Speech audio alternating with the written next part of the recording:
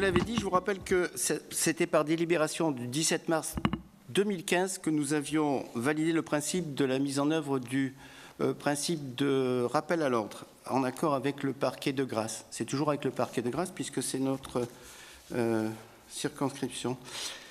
Donc, ce principe du rappel à l'ordre, c'est le Code de sécurité intérieure qui permet aux maires de faire ces rappels verbaux qui lui donnent cette possibilité pour des faits susceptibles de porter atteinte au bon ordre dans la commune. Alors, tous ces faits, vous les avez sur la délibération. On vous les a un petit peu énumérés, ce sont les incivilités, les présences de mineurs, etc., etc. C'est en tout état de cause des faits qui n'ont pas une connotation pénale. Alors, comment ça fonctionne et pourquoi on renouvelle ce principe de rappel à l'ordre? Tout simplement parce qu'on a ressuscité, j'allais dire, notre CLSPD, Contrat local de sécurité et de prévention de la délinquance, et c'était l'occasion rêvée de renouveler aussi ce principe de mise en œuvre avec le parquet. Alors, on aurait pu le faire comme ça, presque dans l'anonymat. C'est une mesure qui est alternative de l'action en justice, donc le maire est en droit de le faire. Nous avons préféré être tout à fait en accord avec le parquet pour justement bien arrêter les choses. Ce rappel à l'ordre peut s'adresser à toute personne, qu'elle soit résidente à Villeneuve-Loubet ou pas, qu'elle soit mineure ou pas. Je précise simplement que pour le rappel à l'ordre des mineurs, il faut, lorsqu'ils sont convoqués en mairie, dans la salle du conseil, c'est comme ça que nous le faisons ici, il faut que ce soit en présence des parents ou des représentants légaux, voilà, ou d'une personne qui exerce une responsabilité éducative à l'égard du mineur. Ça, ce sont des faits clairs. Alors, quel est l'intérêt de ce protocole que l'on met en place? Il a un double intérêt. D'abord, c'est de préciser le champ d'application du rappel à l'ordre. Tous les faits n'entrent pas dans le protocole du rappel à l'ordre. C'est justement parce qu'on est en relation avec le parquet que l'on va savoir si l'on peut faire un rappel à l'ordre ou pas. C'est le procureur qui décidera. Et d'un autre côté, c'est de garantir une cohérence et une harmonie entre l'action de la mairie et celle du parquet en matière de prévention de la délinquance que nous avons relancée ces derniers temps. C'est très intéressant d'avoir cette coopération entre le maire et le procureur de la République qui assoit justement cette procédure. Alors, la mise en pratique du protocole prévoit, la consultation préalable du parquet, je vous l'ai dit, lorsque les faits sont connus et qu'ils n'ont pas une connotation pénale, qu'il n'y a pas eu de plainte. Donc, on informe le parquet des faits et on lui demande si on peut procéder à un rappel à l'ordre. S'il y a opportunité de le faire, le procureur donnera son accord pour que le maire procède au rappel à l'ordre dans les lieux de la mairie. Le deuxième avantage, c'est que l'on va avoir un suivi de ce dispositif dans le cadre des réunions du CLSPD dont je vous ai parlé tout à l'heure. On pourra avoir un suivi, ça sera à la fois intéressant pour nous et intéressant pour la justice parce que des faits qui auraient pu passer en transparence pour les services de justice vont maintenant être connus de la justice, ce qui permet d'avoir des statistiques beaucoup plus élaborées. Qui plus est, ce dispositif nécessite un bilan statistique annuel qui sera fait donc en conseil local de sécurité par la commune et ce bilan statistique sera transmis au parquet. Donc il y a une cohérence totale, au moins en tout cas pour la durée de la convention que l'on signe avec eux, c'est-à-dire pour une durée d'1 an. Voilà. Sur les faits, on ne va pas tous les énumérer, vous les connaissez, mais le spectre est assez large.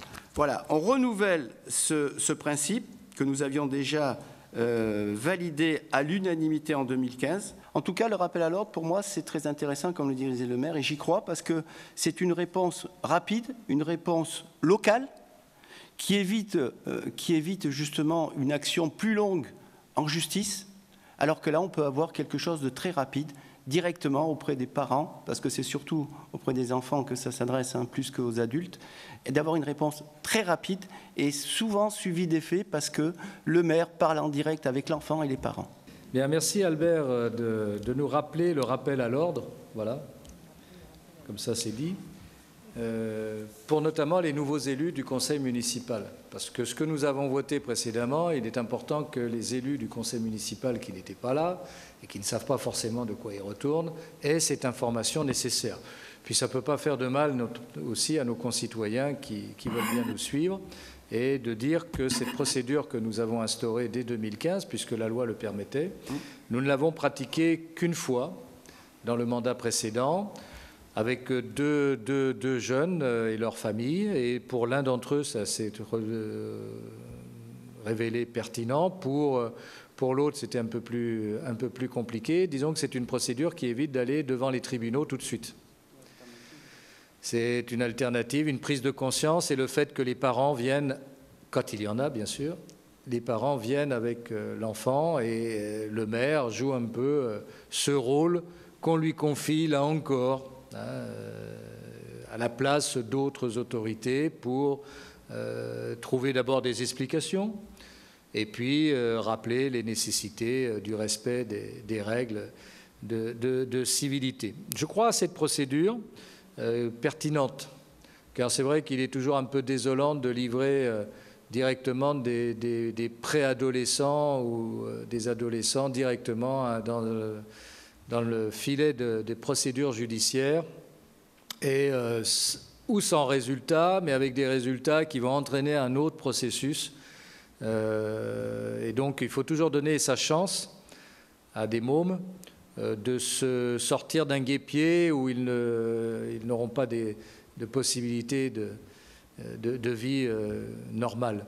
Et c'est pour ça que nous le faisons avec parcimonie. Et je voudrais dire que le travail de nos médiateurs près du collège avec l'Adosphère, mis en place par le service jeunesse avec la police municipale, nos médiateurs font un énorme travail de prévention, parce qu'ils évitent à des jeunes d'aller basculer tout de suite dans non pas une délinquance, mais de l'incivilité qui peut se révéler être une prédélinquance. Et le fait d'être présent, de les accompagner, de les rassurer, de leur expliquer, de les sermonner, évite bien des situations qui ne pourraient que s'aggraver à l'insu de leur famille. Et ce rôle primordial que nous sommes les seuls quand même à mettre en place, je le répète, c'est quand même unique dans le département. Et je pense que tout le monde se porterait mieux si autour des collèges, il y avait des médiateurs à l'année, avec cette prévention, ce contact, et que des jeunes rencontrent des adultes pas trop âgés et en capacité de les comprendre et de connaître aussi toutes leurs habitudes sur les réseaux sociaux notamment, et ne pas être complice, mais être en même temps des gens de confiance. Et je crois beaucoup à ce travail, parce que l'enseignant que je suis pendant 40 ans a toujours été consterné quand on me disait à l'intérieur d'un lycée « c'est pas notre problème, c'est en dehors du lycée » ou « c'est en dehors du collège, c'est plus notre problème ». Mais si, le collège, le lycée, c'est pas un mur, c'est un lieu de vie. Et donc, il est important, et il faut se féliciter que Madame la principale du collège et son équipe éducative travaillent de concert avec nos équipes, ce qui permet de faire un cadre général de prévention, et de sanctions lorsque c'est nécessaire, bien sûr. Et si on n'y arrive pas là, eh bien, on passe à l'étape suivante, donc du rappel à l'ordre. Je pense que le fait qu'on ait eu peu de rappels à l'ordre démontre une nouvelle fois l'efficacité de nos médiateurs, et qui démontre que c'est un bon investissement, puisque bien sûr ça a un coût, et que c'est généralement le coût qui fait refuser à d'autres collectivités de le faire. Mais ça n'a pas de prix. Et la jeunesse, ça doit être l'objet de toutes nos intentions, et ça ne doit pas être que des discours à certains moments, ça doit être une pratique quotidienne.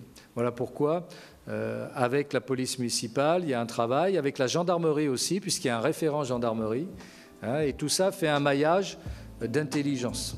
Voilà pourquoi c'était bien d'en parler.